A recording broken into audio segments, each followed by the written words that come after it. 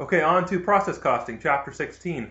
Now remember we talked just a minute ago about the difference between job order costing and process costing. Job order costing is used for specific custom products where we need to know the specific price for each one of our products. Process costing is used for more bulk manufacturers. So an example that we're going to look at here in a minute is for soda manufacturers.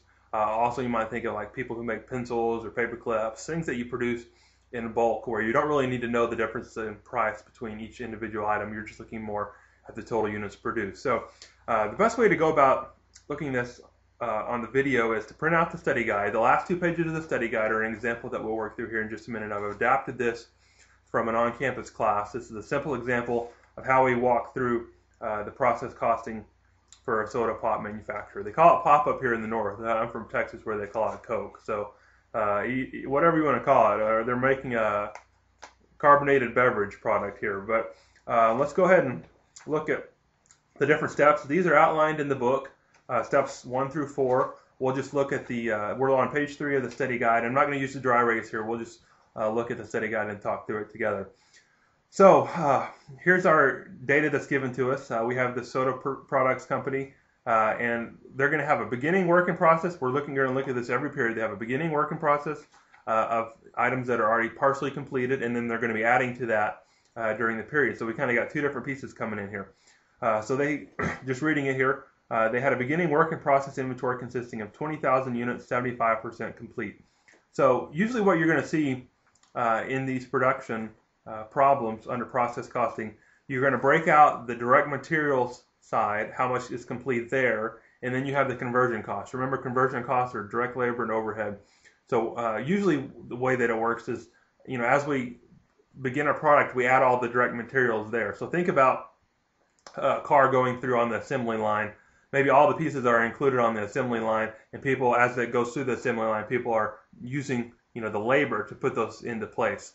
So in an example, for the Coke, they might have included all of the actual product into the mix, all the materials on the product line once they placed it in service. But now all these people, the 75% complete means, some of the people have actually bottled it. They might have put the wrapper on the outside if it's a bottle, but they haven't topped it or something along those lines. It's not totally complete, but all the materials are in place.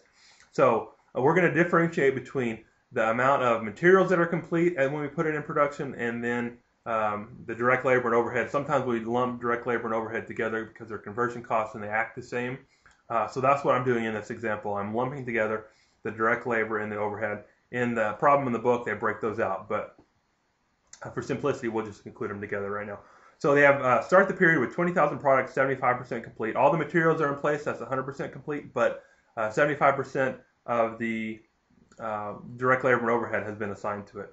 So these units were completed during the period, and then 100,000 more units were started into production. So as you see under step 1, determine physical flow of the unit. So we just said we started with 20,000 units. Units started during the period are an extra 100,000. So we have 120,000 units that we're going to need to account for during the period. That's pretty simple, step 1. We'll get into equivalent units here in just a minute and talk about what is an equivalent unit. We haven't talked about that yet. So let's just go ahead and read through the couple more things that are given in the first paragraph. Of the 100,000 units that are started, 80,000 were complete. So obviously that means 20,000 are in ending inventory or ending work in process inventory, where they're 100% completed in materials and 50% completed in terms of conversion costs. So for these 20,000 units, we've added all the materials in there. So in terms of materials costs, they're 100% complete. But we have not completed all of the direct labor and overhead allocations to those products, so 50% there. During the current period now, this is where they give you the actual cost of those materials and labor and overhead. We had costs from beginning inventory of 15,000 for direct materials, 10,000 for conversion costs, so there's a total of 25,000 related to the beginning inventory. Now current period costs, these are for the items that are not only finishing the beginning inventory, but also the work on the new product. So we got both of those pieces coming into play here under this last piece. Current period costs include the 75,000 for direct materials and 45,000 for conversion costs. So we need to figure out now what is our equivalent units. That's step 2, compute equivalent units of production. So what is an equivalent unit?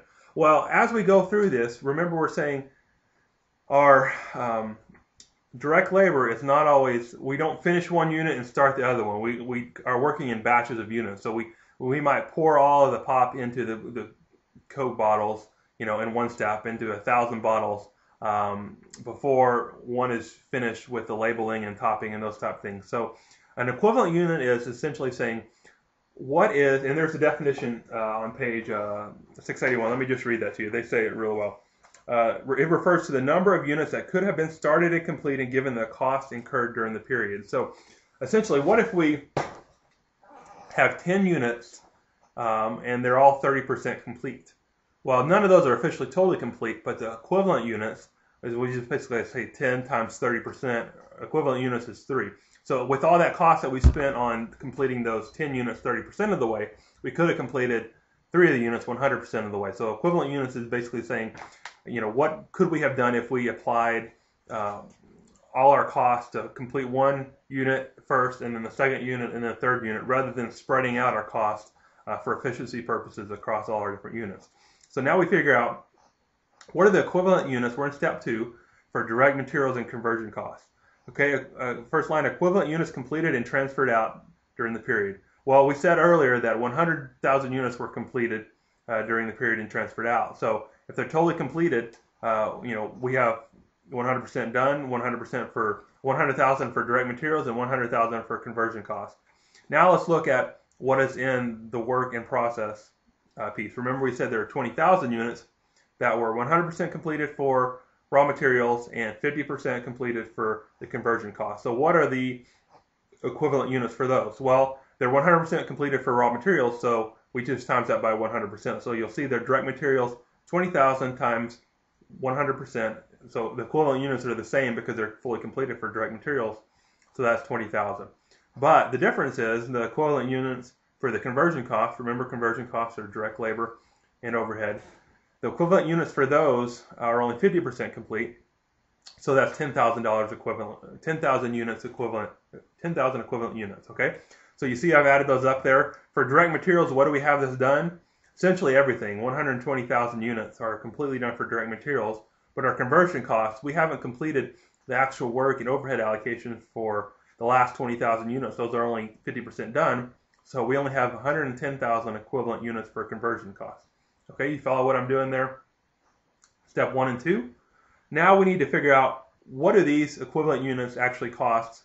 What's the cost per equivalent unit there? So we figured out the denominator here for our next calculation, the 120 and 110, but we need to add up what the costs are. That's going to be our numerator, okay? And we got to go back to what's given in the first paragraph up there for what our actual cost was. This is the last 2 sentences and the given information at the top.